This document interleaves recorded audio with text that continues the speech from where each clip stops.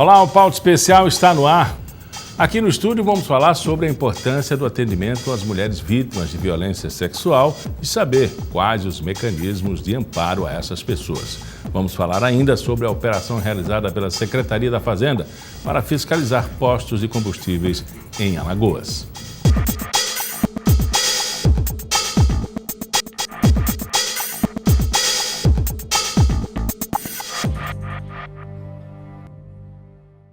O tratamento de pacientes psiquiátricos em Alagoas ganhou uma nova forma com a ação dos Centros de Atenção Psicossocial, os CAPs.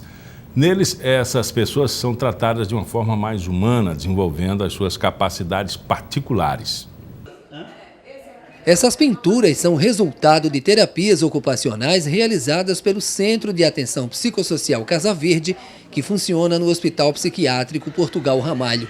Essa oficina de costura conta com a orientação de uma profissional, que nesse caso é uma terapeuta ocupacional. Sim, porque esta atividade também pode ser considerada terapêutica, só que o objetivo principal é a reinserção de todas essas pessoas, mas através do trabalho. Que tipo de benefício a terapia traz para os usuários?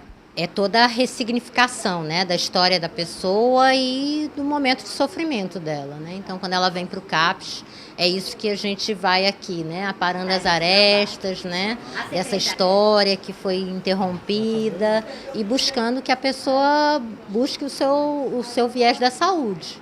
Os usuários são pessoas que apresentam algum tipo de transtorno mental e fazem uso de medicamentos controlados. Os casos são de esquizofrenia, bipolaridade, depressão, entre outros. Diana se trata há 5 anos. Por causa da depressão, já tentou até o suicídio, mas a terapia fez dela uma outra pessoa. Eu sou uma pessoa mais calma, mais tranquila, procuro fazer as coisas com dedicação, com os pés no chão, olhando sempre para Deus, para o que eu sinto, e buscando melhorar a cada dia. Ele se encontra casualmente no grupo e descobre que o outro, né, tem um problema muito parecido com o seu. E eles acabam se ajudando mutuamente, né, para fim de resolver essa questão. Esse tipo de abordagem é uma substituição do tratamento convencional. Além de receber o tratamento tradicional de psiquiatra, de medicação, de psicólogo, ele também tem esse viés que é através de terapia ocupacional, de grupos terapêuticos, né, para que a gente trate assim, um olhar em cima do acolher. A violência contra a mulher é um problema grave para a saúde pública. As consequências podem ser físicas e psicológicas, vão desde traumas mentais e emocionais à transmissão de doenças sexualmente transmissíveis, gravidez indesejada, machucados e, em alguns casos, a morte. O atendimento a essas vítimas é obrigatório e integral em todo o Sistema Único de Saúde e deve ser feito por uma equipe multidisciplinar. A Elvira Barreto, que é professora da UFAL e coordenadora do Núcleo Temático Mulher Cidadania, está aqui comigo no estúdio e vai explicar melhor como são feitos esses procedimentos. Professora, fazendo uma analogia com o que aconteceu no Rio de Janeiro, uma mulher foi estuprada por mais de 30 pessoas e um delegado começou a investigar. Tiveram que substituí-lo, porque a abordagem dele não foi, orientada para esse respeito à mulher. Entrou uma nova delegada e agora tipificaram o crime. Ali é um exemplo patético do que acontece pelo Brasil com essas mulheres? Exatamente. Há uma inabilidade no trato de problemáticas como essa, né? Que envolve violência sexual, seja do ponto de vista do abuso, do estupro, e há uma necessidade de uma capacitação geral de pessoal que está na área de segurança e de justiça também, particularmente, entre outras áreas de políticas públicas. Mas a rede de proteção social às mulheres vítimas de violência sexual é muito precária em todo o Brasil, e particularmente aqui em Alagoas, sim. É exemplar o caso e, infelizmente, algo tão grave, mas que entra na pauta de uma discussão dessa necessidade de realmente qualificar o pessoal para lidar com esse assunto tão grave, tão danoso. Como foi dito, é lei 12.845 de 2013. Não é nenhuma novidade. Agora, alguns governos, eles parecem se adaptarem melhor a essa necessidade, a essa discussão que foi bem anterior. Não foi de uma hora para outra que se criou a lei, né? Porque a problemática já existia de uma forma bastante grave, né? É uma dívida com as mulheres, de uma forma geral. Mas a questão, e a gente vem vendo nacionalmente, como eu falo aqui em Alagoas, os governos não priorizam temas como esse. Isso aí fica patente. Tanto é que eu faço parte do Conselho Estadual de Defesa do Direito das Mulheres, junto com a professora Cida, que é a coordenadora do núcleo temático. Eu sou a vice-coordenadora sobre a direção, o Conselho, o CEDIM, da professora Ana Pereira e outras pessoas que compõem na área de justiça, a doutora Daniela Times. É um debate frequente e fazemos reuniões para que sejam priorizadas essa assistência à mulher em várias áreas, que isso envolve a saúde, justiça, segurança, saúde, educação. Então, a rede precisa ser estruturada e, do ponto de vista material, né, que existam órgãos como delegacias para as mulheres, conselhos, centros de apoio, instituições de saúde, como hospitais e centros de saúde que tenha pessoal capacitado também e que realmente vulnerabiliza mais ainda.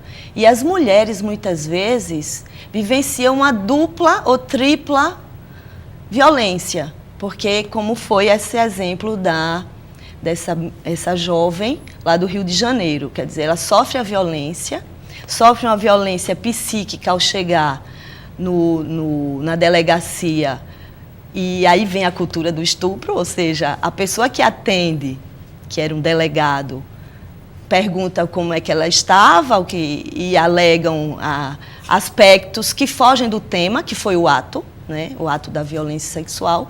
Então, mostra total despreparo, é exemplar esse despreparo, e que envolve homens e mulheres, particularmente no que concerne a compreensão do que é que gera esses atos violentos, particularmente essa questão do estupro. O que é que gera essa violência? De onde vem? Que cultura é essa que naturaliza e que gera um debate que vai à periferia do problema? Que é isso que a gente escuta várias vezes nas mídias, no cotidiano, as pessoas, homens e mulheres, dizem: mas ela não estava se cuidando, ela não estava bêbada, o que é que seja. Isso é que vem a instituir uma cultura que desvia da problemática na sua raiz. E a cultura é que gera isso?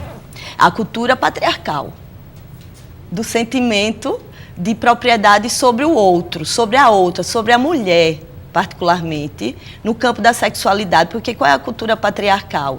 É um sentimento do proprietário em relação a objetos e pessoas, que vem desde a escravidão. Ou seja, e mulheres e escravos estavam nesse bojo de objetos que estava no mando e vamos dizer, nas decisões de vida e de morte, e que hoje ainda persiste. Tanto é que existe um número imenso de mortes de mulheres por seus parceiros. Então, a cultura patriarcal, ela persiste de uma forma menos explícita do ponto de vista, vamos dizer, de não se assumir, mas que a educação dos homens, particularmente, incorpora essa cultura para ser um agressor. Repercutido dentro das famílias. Dentro das famílias, e que aí é o desafio hoje da sociedade, e que é interessante estar aqui, como em vários órgãos que estão trazendo esse debate, é que homens e mulheres entendam que não é civilizado naturalizar determinadas violências, particularmente a violência sexual, tendo em vista uma lógica de culpabilização das mulheres, de padronizar um modo de se comportar das mulheres referenciado por um modelo que vem, é Eva ou Nossa Senhora, né? É a santa ou a pessoa, né, que está ligada à prostituição. Então, tem essa lógica de santa ou de prostituta que rege essa cultura patriarcal quando envolve a mulher. Não tem uma mediação. Então, há uma normatização, um modelo que precisa ser seguido. Quando foge desse modelo que se culpa, se quer punir. Então, a punição, o caso do estupro, vamos dizer, um exemplo disso, dessa punição. O Estado, quando desrespeita uma lei, eu não estou falando do Estado de Alagoas, o Estado do Brasil, os Estados, que não respeitam a lei e não dão a segurança jurídica para o Sistema Único de Saúde e para as suas instituições atenderem integralmente as mulheres, ele está repetindo, né, a sociedade patriarcal? Exatamente. É porque quando a gente traz essa lógica patriarcal para a política e o Estado, ele é instituído a partir dessa lógica, né? O Estado moderno, capitalista, patriarcal, androcêntrico. Então, em que a prioridade é um poder voltado para o espaço público, o poder aliado ao lucro, à economia.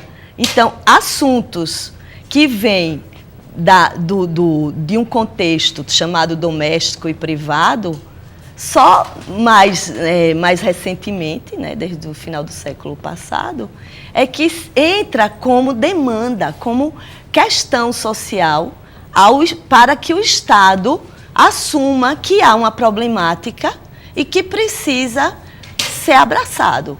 Então, o Estado ainda é patriarcal, mas ele é constituído por seres humanos, homens e mulheres, que muitas mulheres e homens vêm ressignificando esses referenciais do patriarcado e, por isso, há já algumas redes estruturadas de proteção a mulheres e a homens também. Então, essa ruptura com essa lógica patriarcal.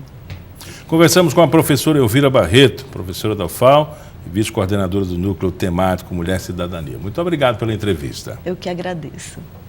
No próximo bloco, o assunto: alunos da rede pública de Maceió, professores, estudantes e população de um modo em geral, agora podem ter acesso a uma plataforma digital gratuita, a Escola Web. No estúdio, vamos falar sobre a fiscalização realizada pela Secretaria da Fazenda para combater irregularidades em postos de combustíveis aqui no estado.